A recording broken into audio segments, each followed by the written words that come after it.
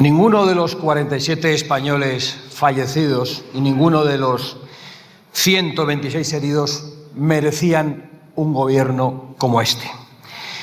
Y he de decir algo más, ninguno de ellos merecía que este gobierno sea capaz incluso de usar una tragedia para hacer trampas parlamentarias, porque Pedro Sánchez ha comparecido aquí para hablarnos de varias cosas, de la tragedia ferroviaria, también de todas las cumbres internacionales, y solo ha hablado de algo que es muy importante y lo demás lo deja para el final, porque es capaz incluso de utilizar las tragedias para hacer trampas parlamentarias a la oposición y subir aquí con cara muy compungida, cuando tenía que haber comparecido hace muchas semanas en lugar de huir a la escena internacional. Y aquí ha estado muy compungido, pero no lo hemos visto en TikTok en los días posteriores a la tragedia, tan compungido cuando se dedicaba a recomendarnos libros, a recomendar música o a contarnos que usted hacía enduro. No, en ese momento no le hemos visto el compungimiento, se lo hemos visto durante estos días. Señorías, España necesita un presidente del gobierno que pueda pasear por las calles. España no necesita un presidente del gobierno que esté encerrado en el búnker de la Moncloa y que esté huyendo a los foros internacionales a la primera de cambio y sobre todo cuando en España hay una tragedia. España necesita un presidente del gobierno que pueda salir a la calle y hablar con la gente y escuchar los problemas de los españoles, no un presidente del gobierno permanentemente escondido en la escena internacional y atrincherado en el búnker de la Moncloa. Y huye a la escena internacional para ocultar sus mentiras, esas mentiras con las que llegó al poder, sobre sus pactos, sobre su doctorado, esas traiciones a todos los españoles con leyes como la de amnistía y sus corrupciones, porque este es el gobierno que llegó con una moción de censura presentada por el señor Ábalos que tenía como bandera la lucha contra la corrupción y la defensa del feminismo. Pues bien, por eso este presidente del gobierno huye de España y busca cobijo entre los milmillonarios, de los cuales es el empleado más aplicado. He preguntado muchas veces en esta Cámara y nunca ha negado el señor Sánchez que Soros fue una de sus primeras visitas en el Palacio de la Moncloa. Y Bill Gates es ese que le premia, con los premios que se compra con el dinero de los españoles, un gran partidario del fanatismo climático y también de la carne sintética, que debe ser algo para defender a nuestros ganaderos y agricultores. Y ahora se ha sumado el heredero de Soros, claro, para aplaudir la invasión migratoria, que ha sido el último conejo de la chistera que se ha sacado Pedro Sánchez. Aplaudido por ese que quiere destruir desde hace mucho tiempo y está empleando toda su fortuna en acabar con las fronteras europeas y con la identidad de las sociedades europeas. Y cuando no huye siempre surge un salvavidas. Salvavidas internacional, el salvavidas Soros, y aquí en el ámbito de la izquierda, pues el salvavidas Rufián, que era uno que se iba, pero se ha quedado. Y ya huele a naftalina en este Congreso, que era uno que iba a separar España, pero que ahora quiere unirla, que era uno que ahora quiere unir a la izquierda, pero que parece que la está dividiendo más. Vaya lince y vaya salvavidas. No le arriendo la ganancia, señor Sánchez. De repente al señor Rufián no le preocupan los rodalíes, le preocupa salvar a Pedro Sánchez. ¿Y cuál es el papel del presidente del gobierno en la escena internacional? Su intención es clara, es la huida, es la promoción personal, nunca se sabe, es recibir palmaditas de los poderosos, a pesar de que se convierte en el alter ego de ellos, y es ocultar las tragedias nacionales permanentemente, sus corrupciones, sus mentiras y sus traiciones. Y las consecuencias, un trabajo permanente desde la presidencia del gobierno contra los intereses de España y un abandono de los problemas reales de los ciudadanos españoles y un alejamiento en la escena internacional de la agenda de la libertad, de la agenda del Estado de Derecho, de la agenda de la democracia y de la prosperidad de nuestra sociedad. Los ejemplos podemos ponerlos con muchos asuntos. Mercosur, del que quieren la aplicación inmediata, después de haber condenado a la ganadería y agricultura con un pacto verde que les tiene atenazados, ahogados y convertidos a las gentes del campo en oficinistas. Y lo hacen, entre otras cosas, por lo que ha ocurrido en Adamuz, con 47 muertos y 126 heridos. Usted debía haber comparecido hace mucho tiempo aquí. Bueno, en realidad usted debía haber dimitido hace mucho tiempo. No sé qué hace sentado todavía en ese sillón. No hay ni un solo dirigente europeo que, habiendo hecho todo lo que usted ha hecho, sea capaz de permanecer en el poder. Pero es probablemente su única salida, también su única huida. Cada 2 años con este gobierno se baten 2 récords simultáneamente. El de recaudación fiscal. Lo saben todos los españoles que nos están oyendo, que no llegan a final de mes, todos los autónomos que no pueden llegar ni siquiera al trimestre entregando el IVA porque lo han tenido que gastar antes. Y el otro récord es el de número de incidencias en los servicios públicos por negligencias, por corrupciones y por la imposición de fanatismos ideológicos. Negligencias en la sanidad, negligencias en la energía y negligencias también en los transportes y en las redes ferroviarias, que eran en España un ejemplo. Este gobierno es una calamidad para los españoles. Pero no solo es una calamidad, este gobierno provoca calamidades. Este gobierno abandona a los españoles ante las calamidades y este gobierno se aprovecha de las calamidades. Hace no mucho los españoles padecieron un volcán. Muchos de ellos siguen viviendo en barracones y los inmigrantes ilegales, a los que llaman, viven en hoteles. Nos lo contaban el otro día en Teruel, en un pueblo de 300 habitantes.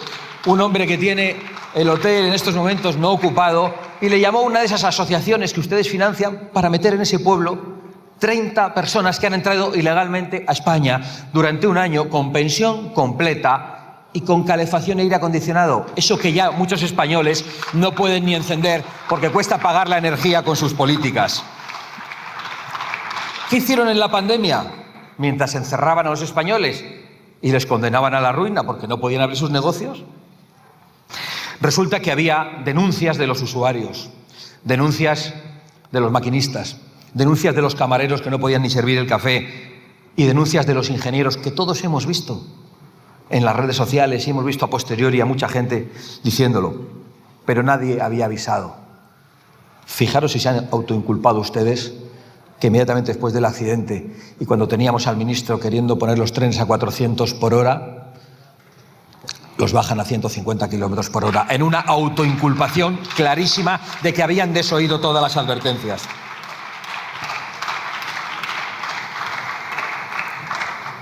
Y tampoco han ejecutado los fondos europeos, esos que se ha llevado fundamentalmente la administración pública, que no han llegado a la economía real de los españoles, y dentro de la administración pública Renfe y Adif, y no los han ejecutado. Lo que han ejecutado muy bien es la corrupción, porque es un dato que les entierra a ustedes el de que el anterior ministro de Transportes esté en prisión, el de que el anterior consejero de Renfe Mercancías esté en prisión, en que la presidenta de Adif esté imputada, en que se estén investigando mordidas y colocación de mujeres que no eran de su familia en las empresas y en las contratas que tenían que encargarse del mantenimiento de la vía en esos tramos.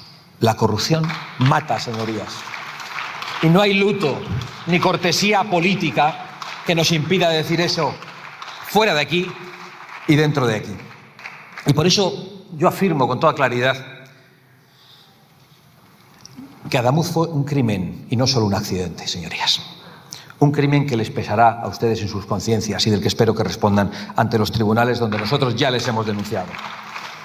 Hemos tenido que aguantar y han tenido que aguantar los españoles, y hoy a usted, por cierto, no solo al ministro Puente, decir que el cambio climático tiene que ver con este accidente, cuando quería poner los trenes a 400 kilómetros por hora y cuando inmediatamente después la alta velocidad ha terminado en España. En fin, y mientras todo esto sucede, el presidente del gobierno en TikTok, diciéndonos lo que lee, qué música le gusta y cuáles son sus aficiones. Con las familias todavía en un luto que durará muchísimo tiempo, el presidente del gobierno haciendo lo que sabe, demostrar cuál es su empatía, porque por mucha cara de compungido que ponga usted aquí o que pongan ustedes en los funerales, sabemos que lo único que les importa, nos lo han demostrado durante estos años, es aguantar atrincherados en ese sillón. Es una desgracia para los españoles. Y mire que lamento tener que decir esto en esta tribuna, señorías. No tienen ninguna sensibilidad. De verdad que yo no sé cómo no se da usted cuenta de lo que esto significa, ponerse a recomendar libros con lo que está pasando en España. Igual es que... Y me permite, señora presidenta, señorías, hacer la réplica a los distintos portavoces de los grupos parlamentarios y quisiera, en primer lugar, hacerlo al portavoz del Grupo Parlamentario Popular, el señor Feijóo, ¿no? En muchas ocasiones, a lo largo de estos últimos días, se está especulando mucho sobre el ascenso de la ultraderecha en las distintas elecciones que, por cierto, ha convocado el Partido Popular. En Extremadura, en Aragón y posteriormente va a haber elecciones en Castilla y León y también en Andalucía. Bueno, yo soy, y lo he dicho en muchas ocasiones, lo digo para algunos de los grupos parlamentarios que lo critican o que critican al Gobierno de España o también a mi persona, creo que ha habido durante muchos años una operación de blanqueamiento por parte no solamente de la derecha política, sino también de la derecha mediática, de la ultraderecha de nuestro país. A mí me lo han escuchado decir en muchas ocasiones aquí. Se ha llegado a decir por parte del Partido Popular que es tan legítimo gobernar con Vox como nosotros gobernamos con Sumar o antes con Unidas Podemos. Sí, esto ustedes lo han dicho. Lo han dicho.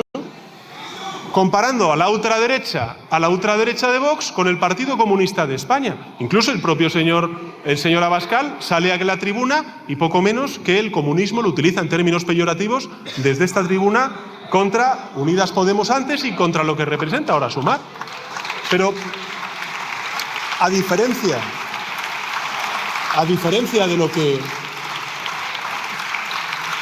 Pero eso es desconocer la historia, porque sí que es verdad que el comunismo en otras latitudes geográficas, no lejos de España, pues han sido efectivamente proyectos autoritarios que lo que han hecho ha sido laminar la democracia, pero aquí precisamente en España y en Portugal el Partido Comunista luchó, y no solamente luchó, pagó con vidas y con el exilio y la represión, la lucha por la democracia contra el franquismo.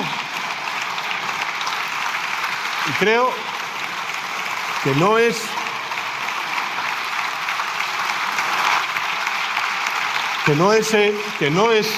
justo, ni por supuesto es coherente ni veraz respecto a la historia democrática de nuestro país, situar a aquellos que jalearon y que han defendido, incluso hoy lo hacen, pues el golpe de Estado y la dictadura franquista a un partido que pagó con su vida y con el exilio y la represión la dictadura franquista. Y lo digo yo, que soy el secretario general de otra organización política.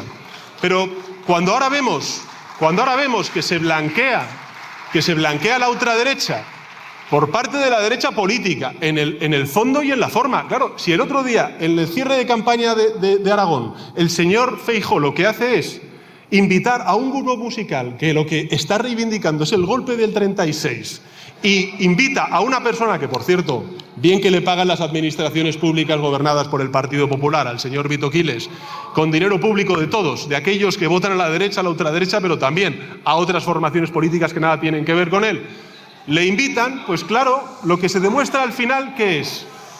Pues que el Partido Popular, que Vox y que Alvise y que se acabó la fiesta son lo mismo. En el fondo y en la forma son lo mismo. Y ustedes se sorprenden de la subida de Vox. Tanto es así que el Partido Popular forzó un congreso incompetencia, tapándolo todo. Ese es su manual de instrucciones. Antes se ha dicho por parte de otros intervinientes el accidente del Jack 42, el metro de Valencia. El metro de Valencia, fíjense, ha salido aquí a tribuna a criticar, por supuesto, al Partido Socialista, también a otros grupos valencianos, sobre el metro de Valencia, cuando ustedes destruyeron los vagones y varias pruebas periciales manipularon el contenido de la caja negra del tren, algo que resultó en el borrado de la información clave de ese accidente. Pero ¿cómo puede subir aquí a dar lecciones de transparencia, de rendición de cuentas y de colaboración con la justicia y con la investigación? Bueno, ya la Dana, en fin, creo que se ha dicho por parte de otros muchos intervinientes, pero sí me quiero centrar en el accidente de Angrois, porque creo que lo tiene usted que recordar. Ustedes taparon pruebas, señor Feijóo. Ustedes taparon pruebas. Pusieron obstáculos a la publicación del informe de la Agencia Ferroviaria Europea que denunciaba la falta de independencia en esta investigación. Se negaron hasta en 4 ocasiones a crear, el señor Feijóo, con su mayoría absoluta en el Parlamento de Galicia, hasta en 4 ocasiones se negaron a crear una comisión de investigación. Y dijeron que no. Dijeron que no. a que se abriera una comisión de investigación en el Congreso de los Diputados. Un diputado de su grupo, señor Feijóo, aquí presente, dijo que crear una comisión para esclarecer las causas de un accidente ferroviario era, y cito textualmente, absurdo. Y una forma, y cito textualmente, de rebajar a este Parlamento a la nada. Esto es lo que dijo un diputado suyo, señor Feijóo. Y usted, señor Feijóo, también se opuso afirmando, y cito de nuevo en este caso al señor Feijóo, que no tenía sentido hacer ningún juicio paralelo fuera de los tribunales. Es decir, usted criticó exactamente lo que está haciendo ahora. Y yo me acuerdo perfectamente de esta situación. ¿Saben por qué? ¿Saben por qué? Porque como secretario general del Partido Socialista fue precisamente una de las decisiones que tomé, que fue que el Partido Socialista apoyara la creación de una comisión de investigación sobre el accidente ferroviario de Angrois aquí en el Congreso de los Diputados. A diferencia de lo que usted hizo en el Parlamento gallego, que rechazó hasta en 4 ocasiones la constitución de esa comisión de investigación. Es decir, cada vez que les toca gestionar una desgracia, ustedes evitan afrontar la realidad, lo que hacen es taparla, no dar la cara. 79 fallecidos en el caso del accidente ferroviario del tren de Angrois. Y fíjense, algo que ha dicho el señor Puente en muchas ocasiones, en sus comparecencias.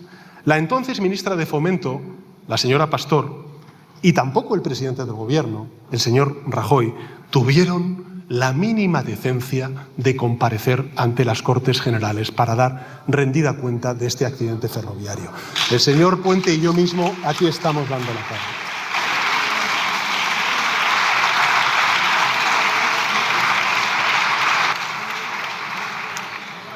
Sobre las mentiras, señoría, es que hay ejemplos para dar y tomar, pero lo que sí que es evidente es que hay un patrón claro en la gestión por parte del Partido Popular allí donde tienen que gestionar emergencias. Cometen negligencias gravísimas, después hacen todo lo posible por taparlas y también lo ocultan con mentiras. Y si no, pues hacen algo que ha comentado algún otro portavoz y también el portavoz del Grupo Parlamentario Socialista, que es atacar a las víctimas. Creo que hay un momento en el cual ya ustedes no solamente tratan de deshumanizar junto con la ultraderecha a sus adversarios políticos convirtiéndonos en enemigos. Es que no lo sé muy bien el señor Feijóo dónde se sitúa, pero empecemos por las mentiras, señor Abascal. Usted en el minuto 2 de su intervención ha hablado ya de la teoría del reemplazo, ¿no? Ha dicho que regularizar las personas migrantes es para ganar votos, cuando sabe perfectamente además que las personas con residencia no tienen derecho a voto, pero les da igual. Por cierto, que usted era parte del Partido Popular cuando se regularizaron a muchos migrantes en nuestro país. ¿Y usted qué pasa? ¿Que cayó?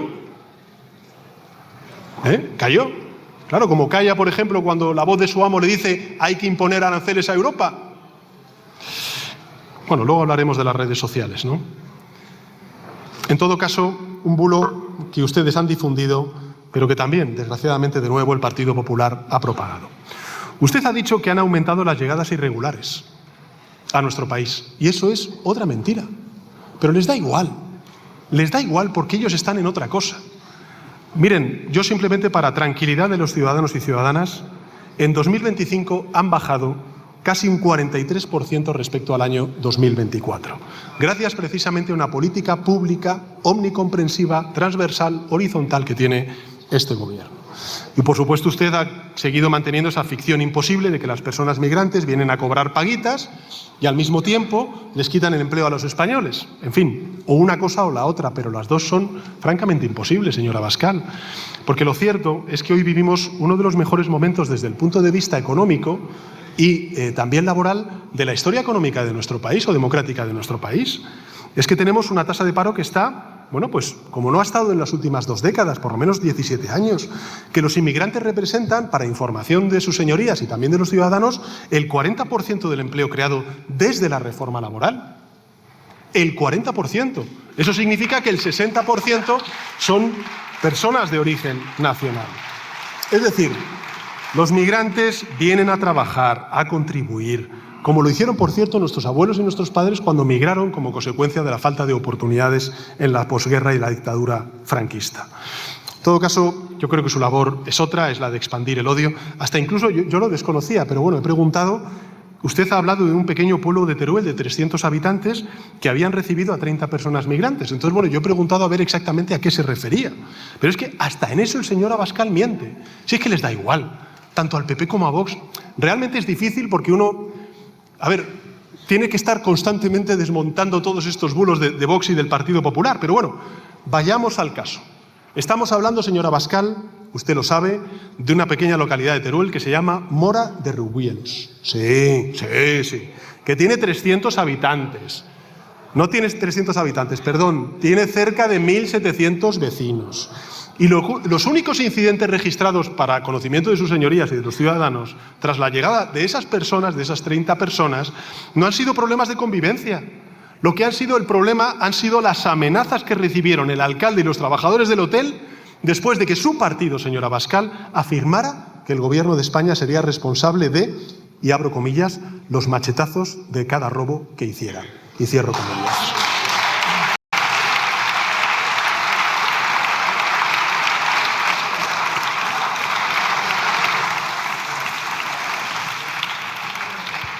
En España no sobra nadie, señor Abascal.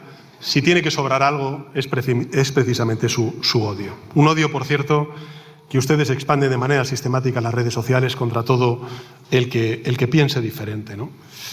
Claro, da lecciones desde esta tribuna, señor Abascal, de libertad de expresión cuando ellos impiden que entren medios de comunicación que no les son afines en las ruedas de prensa y que les pregunten. Señor Abascal, señor Abascal, señor Abascal, señor Abascal. Señor Aguirre, por favor. Señor Abascal. Debe ser muy importante lo que... Pero bueno, es que pasó desapercibido, pero a mí me llamó profundamente la atención porque claro, hace poco hemos sabido, a través de la prensa, yo no sé si es verdad, señor Abascal, la verdad es que me parece un escándalo. Sobre todo, más escandaloso si sube aquí a dar lecciones a las diputadas y diputados que, en fin, sabemos lo que gana cada cual. Es que hace poco, no sé, supimos a través de la prensa que su principal asesor, un tal Méndez Monasterio, cobra 26.700 euros al mes de Vox por sus servicios. ¿Es cierta esta información, señor Abascal?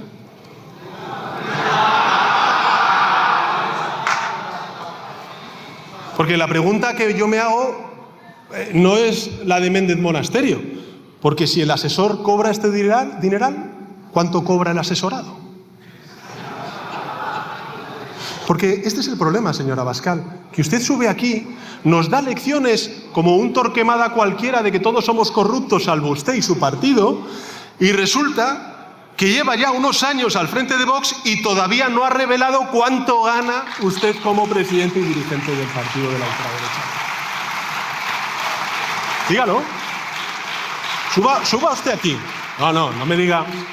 Hombre, yo lo que no le acepto. A mí me podrá criticar lo que quiera, señoría, pero usted no me haga ese gesto porque yo creo que, al igual que usted pide transparencia, yo también le exijo transparencia. Porque claro, si su principal asesor cobra 26.700 euros al mes,